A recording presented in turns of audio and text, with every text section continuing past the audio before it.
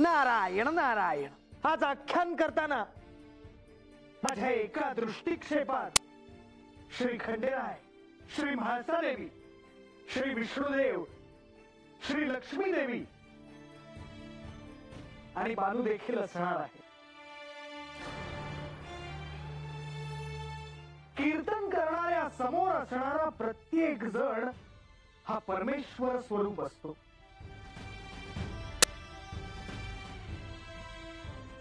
या मल्हारी अवतारात या शिवलीलेबरोबरच ही आदिशक्तीची श्रीदेवी भगवती यांची ही लीला आहे. आजच्या या आख्यानाला प्रारंभ मी शिवस्तुतीने करतो. रुद्राक्ष अंगी लेऊन हृदयी चिंतिले शिवध्यान, हर हर शिव म्हणून उडी निशंक घातली. सूर्यबिंब निघे उदयाचळी, तैसा प्रकटला कपाळ मौळी. दशभुज पंचवदन चंद्र मौळी, संकटी पाळी भक्तारे. माथा जटांचा भार, तृतीय नेत्री वैश्वानर. श्री झुळ झुळ वाहे वीर, भयंकर महाजो. चंद्रकला तयाचे श्री, नीलकंठ खटवांगधारी. भस्म चर्चिले शरीरी, गज चर्म पांघुरणा. नेसला असे व्याघ्रांबर, गळा मनुष्य मुंडांचे हार. सर्वांगी वेष्टित खणीवर, दशभुजा विरवी. वरचे वरी कुंदक झेलित, तेवी 10 भुजा पसरोनी अकस्मात. महानंदेसी झेलुनी धरित, हृदयकमयी परमात्मा. नारायण नारायण. तर आख्यान सुरू आहे श्री सती देवींचे.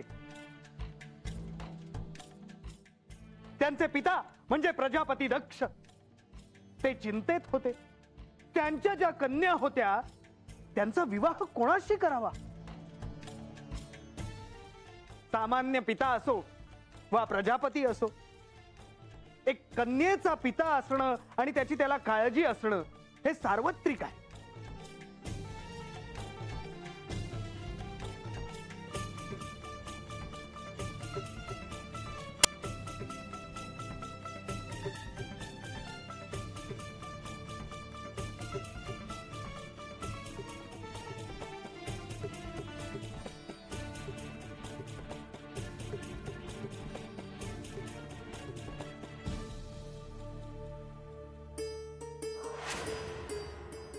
स्वामी, स्वामी आपण या कक्षात आहात याची मला कल्पना नव्हती. मला काही काळ एकट्यानेच राहावेसे वाटले, म्हणून मी या कक्षात आलो. तुमच्या एकांतात मी व्यत्यय आणणार नाही. येते मी.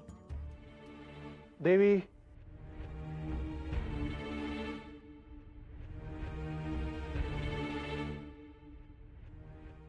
काय झालं स्वामी? मला एकांत हवा होता, पण त्यात आपला व्यत्यय येणार नाही. कारण मी ज्याचा विचार करत होतो त्याचाच विचार आपण देखील करत असणार हे मला ठाऊक आहे. कशाचा विचार आहे तुमच्या मनात? आपल्या मुलींच्या विवाहाचा. खरं तेच म्हणाला तुम्ही. आता आपल्या कन्या ह्या उपवर झाल्या आहेत, त्यांचा विवाह करून द्यायला हवा. मला देखील या विचाराने अक्षरशः झोप देखील नीट लागत नाही. प्रजापती दक्षच्या कन्यांचा विवाह जेव्हा होईल तेव्हा सारी सृष्टी बघतच राहील, यात शंका नाही देवी. परंतु आता या क्षणी त्यांचा विवाह कसा होईल हीच चिंता मला आहे.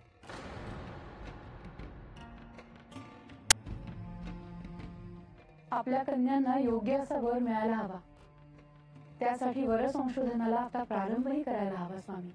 निश्चितच, पण त्याआधी मला माझ्या कन्यांबरोबर बोलायचे आहे. त्यांच्या मनात काय आहे हे मला जाणून घ्यायचं आहे. आपले वडील कधी अयोग्य चिंतणार नाहीत याची त्यांना पूर्ण कल्पना आहे.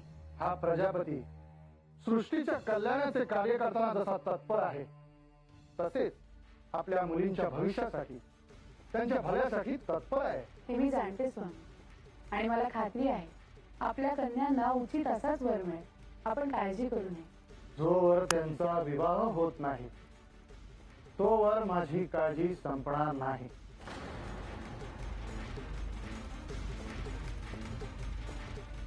प्रजा दक्ष हा कट्टर विष्णू भक्त होता आणि श्री महादेवांचा तो द्वेष करीत असला तरीही तो त्याच्या संसारात काही खलनायक नव्हता. आपल्या कन्यांचे भविष्याबद्दल काय मत आहे हे त्याला जाणून घ्यायचे होते. विवाहाआधी त्यांच्या कन्यांच्या मनात एखादं वर आहे का हेही त्याला जाणून घ्यायचे होते. प्रजापती दक्ष आपले पित्याचे कर्तव्य उत्तम पार पाडित होता. देवी प्रसूती या त्यांना उत्तम सोबत करत होत्या. महाराज मी एक विचारू? अवश्य विचार बानू. किंबहुना इथे कोणाच्याही मनात शंका असेल तरी त्यांनी निसंकोचपणे प्रश्न विचारा. विचार बानू. सती देवी म्हणजे भगवती. त्यासनीच महादेवांसंग लगीन करायचं होतं. मग त्यांच्या बानं बी त्यासनी विचारलं होय का त्यांची काय इच्छा आहे म्हणून? उत्तम प्रश्न आहे बान. श्री सतीदेवींच्या या सर्व ज्येष्ठ भगिनी, त्यामुळे त्यांचा विवाह आधी होणार होता. श्री सतीदेवींच्या विवाहाचा विषय समोर येणार आणि प्रजापती दक्ष बदलणार यात शंका नव्हती. नारायण नारायण.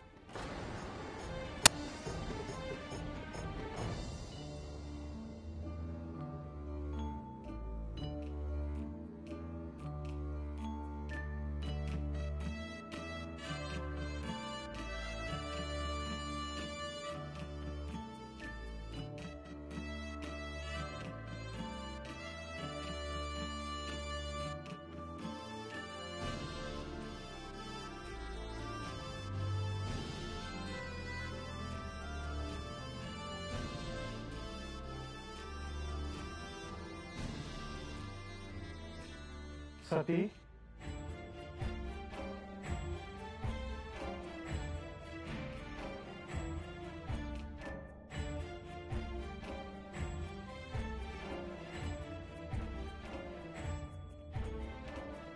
आजवर मी माझ्या मुलींना जे काही शिकवले ते त्यांना करताना पाहून मला अतिव आनंद होत आहे. पिताश्री तुम्ही येथे येणार आहात हे आम्हाला ठाऊक नव्हते. आम्हाला सांगितलं असतं तर आम्ही स्वतःहून तुम्हाला भेटायला आलो असतो. हो अगदी खरं आहे. तुम्हाला कष्ट पडले नसते. तुम्ही साऱ्या जणी अगदी आज्ञाधारक आहात. आम्हाला त्याचा सार्थ अभिमान आहेच. परंतु आज आम्ही तुम्हाला मुद्दाम इथे भेटायला आलो आहोत. काही चिंता करण्याचं तर कारण नाही ना?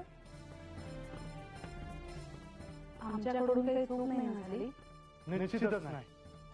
तुमच्या हातून कोणतीही चूक घडणार नाही असे संस्करण आहे तुमचे.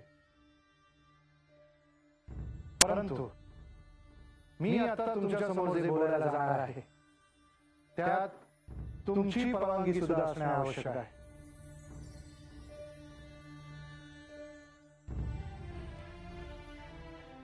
पिताश्री आम्ही तुमच्या शब्दाबाहेर नाही.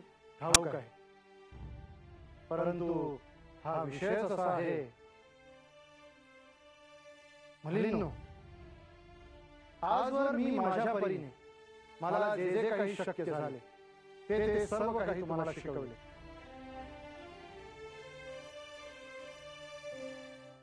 तुम्ही सुद्धा सर्व गोष्टींचे पालन केले.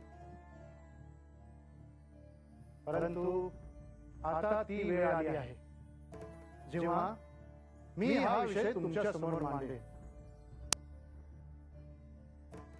तुम्ही साऱ्या जणी आता उपवर झाल्या आहात.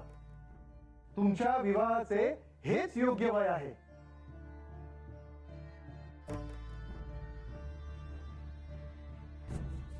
मी आणि तुमची माता आम्ही तुमच्या विवाहाविषयीच बोलत होतो.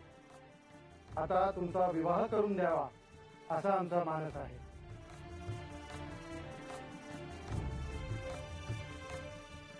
सतीपेक्षा तुम्ही साऱ्या जणी मोठ्या आहात. त्यामुळे तुमच्यासाठी वर संशोधनाला प्रारंभ करावा असं आमच्या मनात आहे. तुम्ही आमच्यासाठी योग्य तेच कराल याची आम्हाला खात्री आहे. निश्चितच तसं घडेल याची मला खात्री आहे. माझ्या आराध्यांचा आशीर्वाद असाच असावा ही माझी त्यांना विनंती आहे.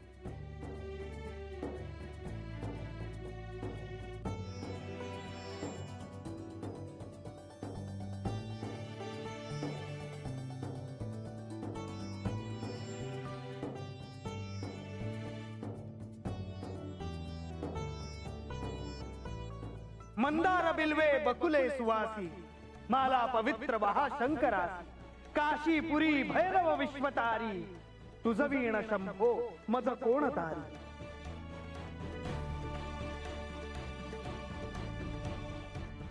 प्रजापती पदाचे सर्व अधिकार असले अथांग साम्राज्य असले तरी इथे प्रजापती दक्ष हे एक पिता होते. आपल्या कन्येच्या विवाहाच्या वेळी जशी कोणत्याही पित्याची अवस्था होईल तशीच दक्ष यांची झाली होती. आपल्या मुलीचे कल्याण व्हावे, भले व्हावे, त्या सुखी असाव्यात असेच त्यांनाही वाटत होते.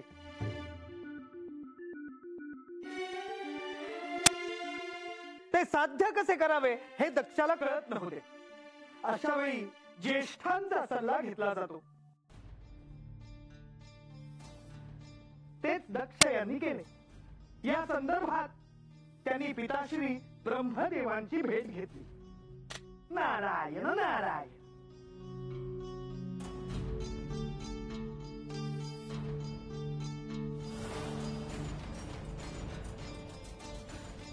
पिताश्री,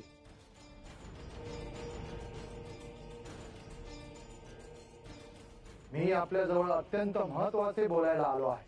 दक्ष, मी तुझ्यासाठी काय करावे? पिताश्री, मी माझ्या कन्यांचा विवाह करण्याचे ठरवले आहे. उत्तम निर्णय आहे.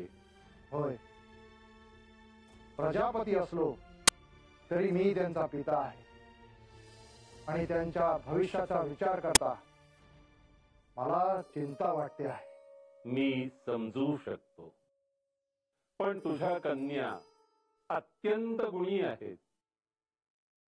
तू घोषणा करावयाचा अवकाश अत्यंत गुणीवर स्वतःहून चालून येतील. परंतु मला अशी कोणतीही घोषणा करायची नाही. तसेच त्यांचे स्वयंवरही मांडायचे नाही. मग तुझी काय इच्छा आहे?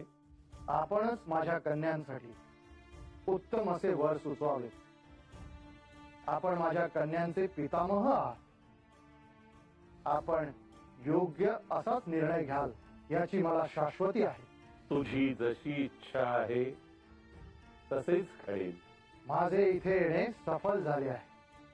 आधी मला सांग,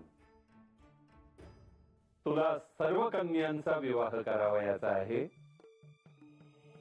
सती सोडून इतर सर्व कन्यांचा विवाह करायचा आहे. असे का? सती अजूनही लहान आहे. सगळ्यांचा विवाह झाला की सतीच्या विवाहाबद्दल मी विचार करेन. जशी तुझी इच्छा. मला वाटते तू तुझ्या कन्यांचा विवाह सप्तर्षी आणि चंद्रदेव यांच्याशी करावास. आपण अत्यंत उत्तम असेच वर सुचवले आहे. सप्तर्षी हे अत्यंत तेजस्वी आणि विद्वान असे ऋषी आहेत. तसेच चंद्रदेव हे रूपवान असे वर आहेत. मला हा प्रस्ताव आवडला आहे. असे असले तरी सुद्धा तू प्रसूती आणि कन्यांशी बोलावे. आपण इतके योग्य असे सुचवले आहे.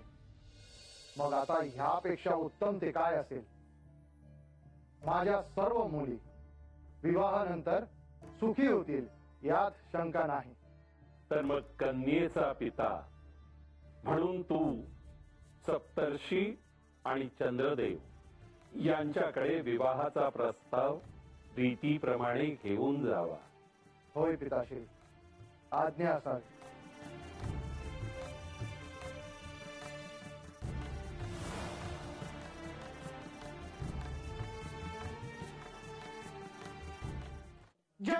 विभूती उटी चंदनाची कपालमाला प्रीत गौतमीची पंचानना विश्व निमांतकारी तुझ वीण शंभो मज कोणतारी वैराग्य योगी शिवशूल पाणी सदा समाधी निज बोधवाणी उमा निवासा त्रिपुरांतकारी तुझ वीण शंभो मज कोणतारी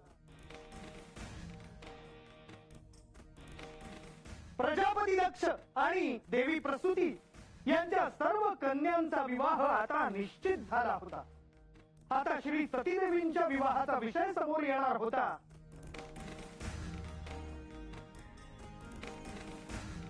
परंतु त्याआधीच श्री सतीदेवी शिवाच्या दर्शनाने शिवमय झाल्या होत्या.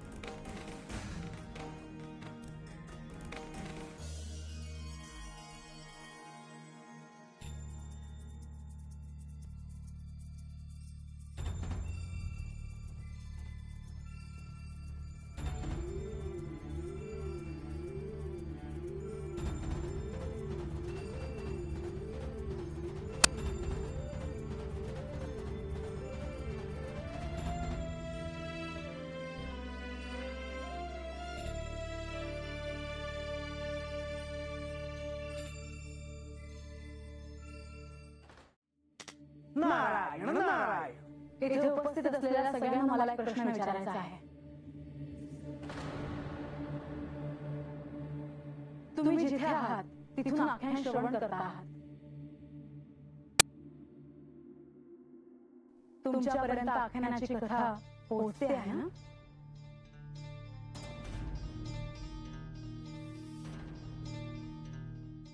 तुम्ही निसंकोचपणे सांगा. मी अत्यंत साधा प्रश्न विचारला आहे.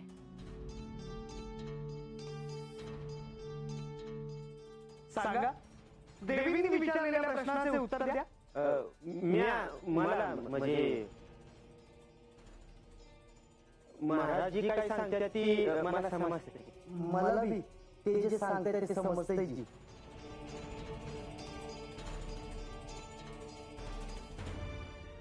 अजामे, आपण जिथे आहात तिथून आख्यान ऐकण्यासाठी आपल्याला समजतं नाही ना?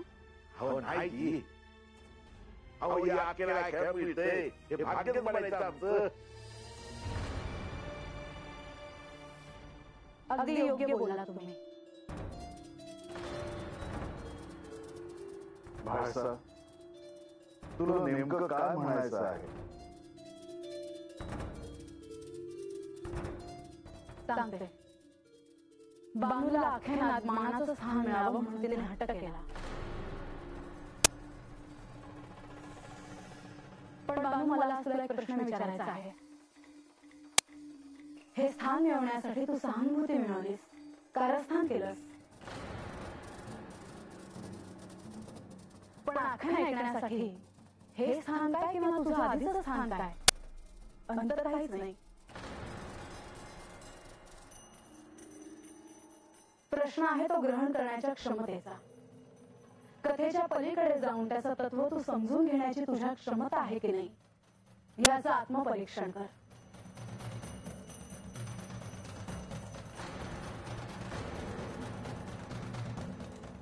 तुम्ही जे म्हणता आहे ते चुकीचं नाही.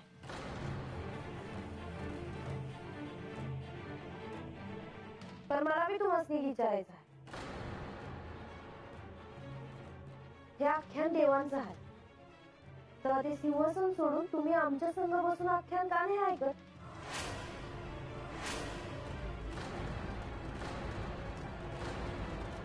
देवांची कथा आहे, कुठं बी ऐकली तरी चालती की.